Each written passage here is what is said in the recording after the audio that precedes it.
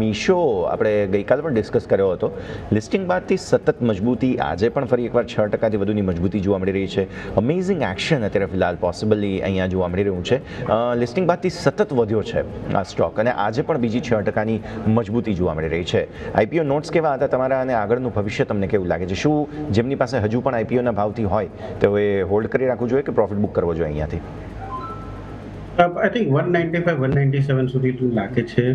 ત્યાં એ લોકોએ definitely profit book કરવું જોઈએ. આઈપીઓ નોટ તો મારો સબસ્ક્રાઇબ જ હતો, બટ અહીંયાથી હું એ કહીશ કે નવી પોઝિશન્સ ના એડ કરો, કારણ કે ઓલરેડી આપણે કંપનીઝ, ઇનફેક્ટ ઈ કોમર્સની કંપનીઝ જોઈ રહ્યા છે કે માર્કેટ શેર લેવા માટે એ લોકોની પ્રોફિટેબિલિટી ઓછી કરી રહ્યા છે.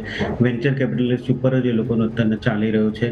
એટલે ઓફકોર્સ જો આટલો હેવી પેકિંગ ના હોય રૂપિયાનું, તો મારા ખ્યાલમાં એ લોકો પણ આઈ થિંક શટડાઉન થઈ શકે છે. એટલે 195-197 ડેફિનેટલી બુક કરવું જોઈએ. નવી પોઝિશન જો કોઈ લેવી હોય 150-140ની આસપાસ જો આવે છે આઈપીઓથી નીચેનો પ્રાઇસ, તો જ લેવું જોઈએ, કારણ કે વેલ્યુએશન હવે થોડીક હાઈ થઈ ગઈ છે, ફ્રોથી દેખાઈ રહ્યું છે. એટલે નવા ઇન્વેસ્ટર્સને થોડુંક દૂર રહેવું જોઈએ.